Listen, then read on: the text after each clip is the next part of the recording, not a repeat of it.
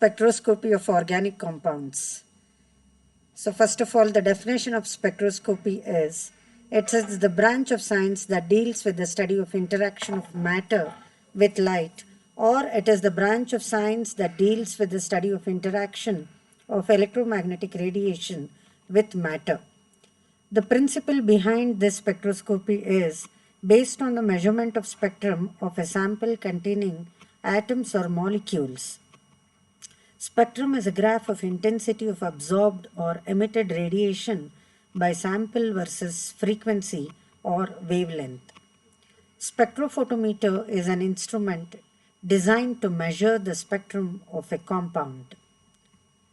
Spectroscopy is an instrumentally aided study of the interactions between matter. Matter here is the sample being analyzed, and the energy is any portion in the electromagnetic spectrum. So when you place your sample through the electromagnetic radiations, you record the spectrograph, and always the analyzed sample, the concentration should be very low. So in the EMR region, if it is in the UV visible region, you can find excitation of electrons and you get a UV visible spectrum. In the IR region, the vibration changes in electrons occur and you get a IR spectrum.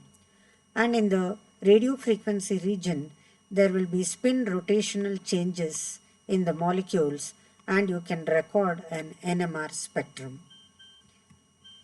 So the advantages of spectroscopic methods versus the classical methods. So in the classical methods, to determine the structure of a compound or to identify the functional group of an organic compound, you have to subject it to the basic analytical techniques like qualitative analysis and quantitative analysis. But whereas in the spectroscopic methods, they are very accurate, precise, and reproducible. And the spectroscopic methods needs little time or quick analysis, requires only a very small amount, that too in milligrams, and this amount can also be recovered except in the mass spectroscopy. In the mass spectroscopy is based on your emission spectroscopy. So, and these spectroscopic methods are highly sensitive, then information obtained is highly reliable and in the form of a permanent record. It can also be used for the detection and identification of even very short-lived reaction intermediates. Continuous operations like steady reaction rates are possible. Hence, we find that all the spectroscopic methods are advantageous than the classical methods. So now, before going exactly into this electromagnetic radiations, first of all, we will discuss electromagnetic radiations. So, electromagnetic radiations consist of discrete packages of energy which are called as the photons.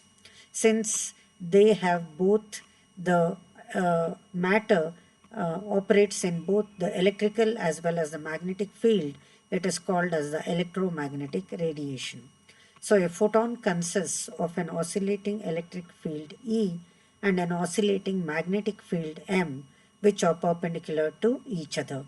And whenever we talk about the energy of the molecules is always associated with electronic energy and with vibrational energy and also with the rotational energy. So all these are visible to us, and the region where the electronic energy is associated with the molecule is in the UV region, and the vibrational motion of the molecules is associated is in the IR region, and the rotational spins of the molecules is in your NMR region.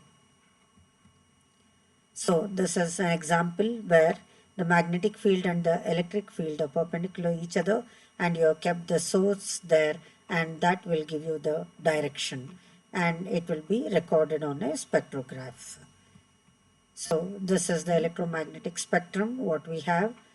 So you have the low frequency radio waves, then you have microwaves, then visible region, and you have got X-rays and the gamma rays. So in between the UV and the IR region, you have got the visible region.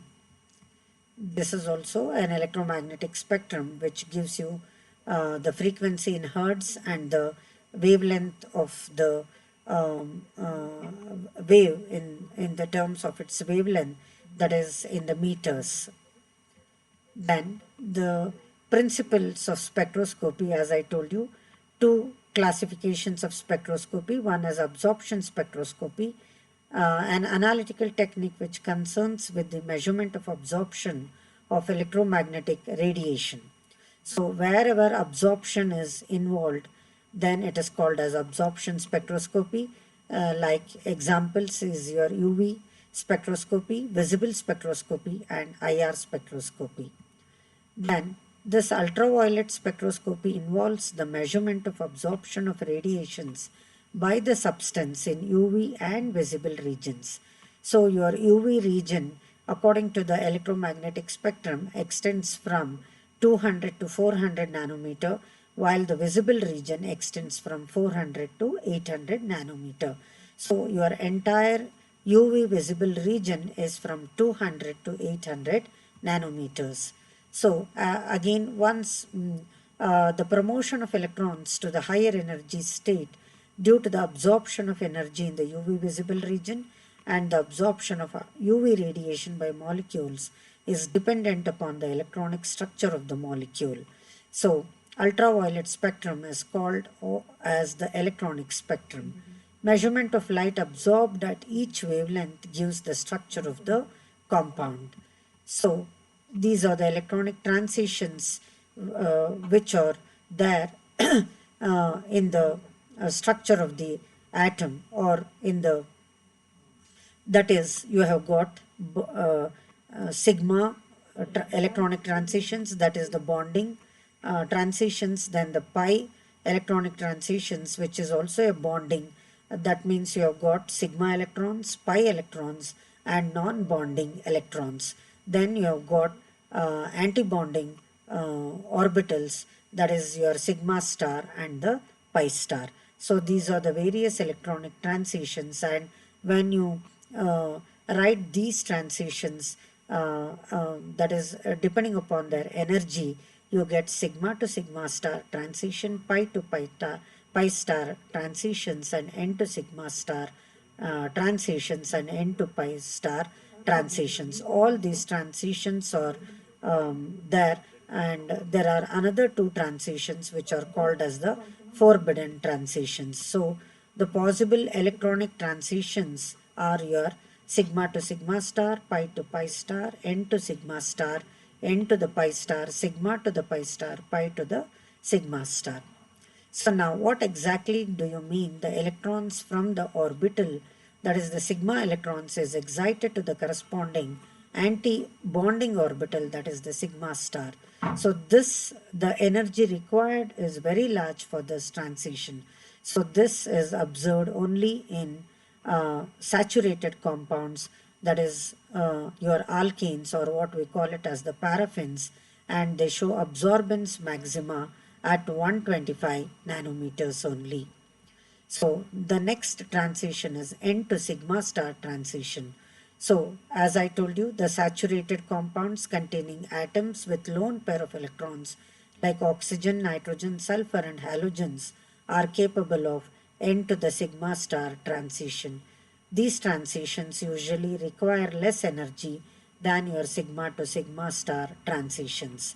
So the number of organic functional groups with N to sigma star transition, that is the peaks in the UV region, is smaller, that is in the range between 150 to 250 nanometers. Then the another transition is your pi to pi star transition. This is also allowed, that is pi electron in a bonding orbital is excited to the corresponding anti-bonding orbital pi star. Compounds containing multiple bonds like alkenes, alkynes, carbonyl, nitriles, aromatic compounds, etc. undergo pi to pi star transitions. So alkenes generally absorb in the region 170 to 205 nanometers. So similarly, you have got N to pi star transition. Then the two forbidden transitions are your sigma to pi star and pi to the sigma star. So these transitions are only theoretically possible.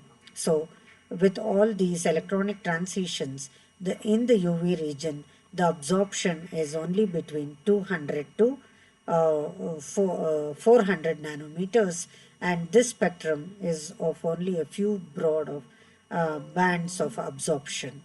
So these are the transitions which once again you can visualize. So which are the shorter wave. So as we know, the sigma to sigma star occurs at a shorter wavelength and it has got a low energy transitions. Then the terms used in the UV spectroscopy are your chromophores. So the groupings of the molecules which contain the electronic system which is giving rise to absorption in the ultraviolet region. So any functional group with multiple bonds that absorbs electromagnetic radiation in UV visible region is called as the chromophore. It may or may not impart any color to the compound.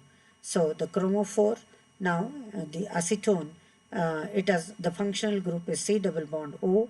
So the chromophoric group is your C double bond O, the carbonyl group, and hence it shows the lambda maximum at 291 nanometers. So whenever the double bonds are conjugated, then the lambda maximum is shifted to a longer wavelength. So oxochrome, so which itself does not act as a chromophore, but when attached to the chromophore, it shifts the lambda maximum towards longer wavelength along with an increase in the intensity of absorption.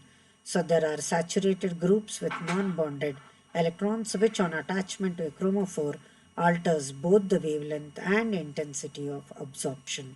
So examples of your oxochromic groups are your OH, OR, NH2, Cl2, Br2, etc. So the substituents may have any of the four effects on a chromophore. One is the bathochromic shift, which we call it as the red shift.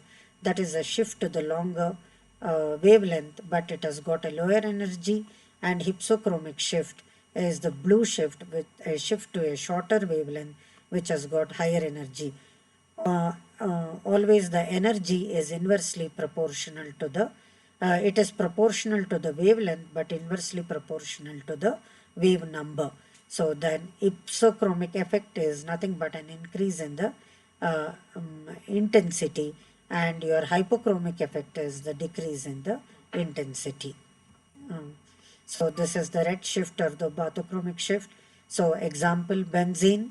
So this is phenol and this is aniline. So it is a shift of lambda maximum to a longer wavelength.